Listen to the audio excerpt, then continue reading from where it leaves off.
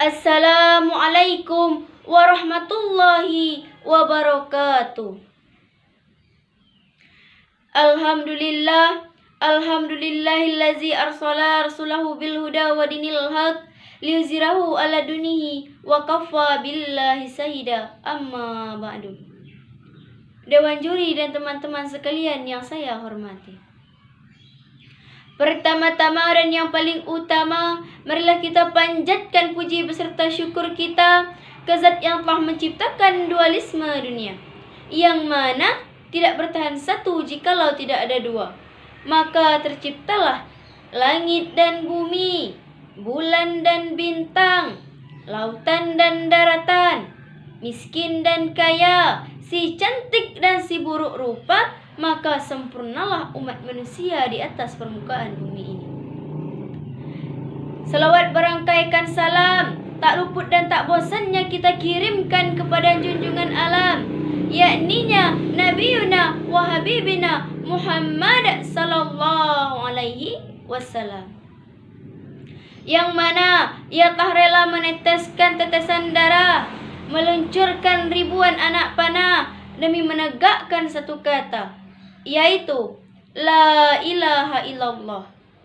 Nabi Muhammad juga telah membentangkan tikar-tikar kebaikan dan menggulungkan yang namanya tikar-tikar kemusyrikan. Dan Nabi Muhammad juga telah membawa kita dari alam kegelapan, yaitu alam kekafiran, menuju alam yang terang benderang, yang penuh ilmu Islam dan pendidikan, seperti yang kita rasakan pada saat sekarang ini. Baiklah, saya tidak akan memperpanjangkan mukadimah, langsung saja ke tema pidato saya pada kesempatan kali ini, yaitu peran generasi milenial dalam perkembangan Islam di era digital. Dewan juri dan teman-teman sekalian yang saya hormati, zaman now istilah yang sudah sering kali menggema di telinga, sudah viral sekali akhir-akhir ini, khususnya di Indonesia.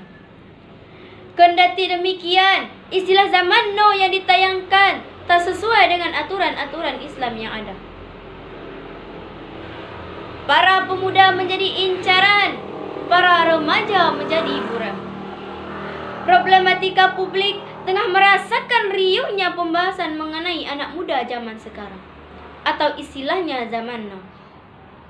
Semua media sosial, baik cetak maupun elektronik, seperti menertawakan suramnya masa depan mereka. Melihat hal demikian, rasanya sangat ironis sekali. Para remaja dan pemuda merasakan kehilangan sosok karakter yang sebenarnya. Keborokan moral yang terus-menerus menggerogoti para remaja. Generasi muda menjadi salah, merasa ditelanjangi oleh oknum-oknum yang tak bertanggung jawab. Bukannya malah memotivasi, melainkan meracuni para penerus bangsa saat ini, khususnya para pemuda dan pemudinya. Hari demi hari, tahun demi tahun, terus saja terjadi perubahan yang sangat signifikan. Dekadensi moral yang terjadi di kalangan pemuda Islam semakin mengkhawatirkan. Kemudian ajaran Islam yang dulu sangat disakralkan, sekarang terkesan biasa saja. Dewan juri dan teman-teman yang saya hormati, coba kita renungkan sejarah abad terdahulu, generasi muda Islam yang sangat luar biasa, supaya menjadi teladan terbaik untuk semua umat, khususnya para remaja dan pemudi. Catatan-catatan sejarah di mana Islam selalu mampu melahirkan generasi-generasi hebat dan ban umat, yang walau di usia belia telah mampu menorehkan tinta emas dalam sejarah, mengharumkan nama Islam dan membuat Islam memenangkan peradaban. Merekalah yang dengan ribuan pemuda dan remaja lainnya. Kalau melihat era pemuda Islam saat ini, tak jarang mengikuti tradisi seperti nongkrong di kafe.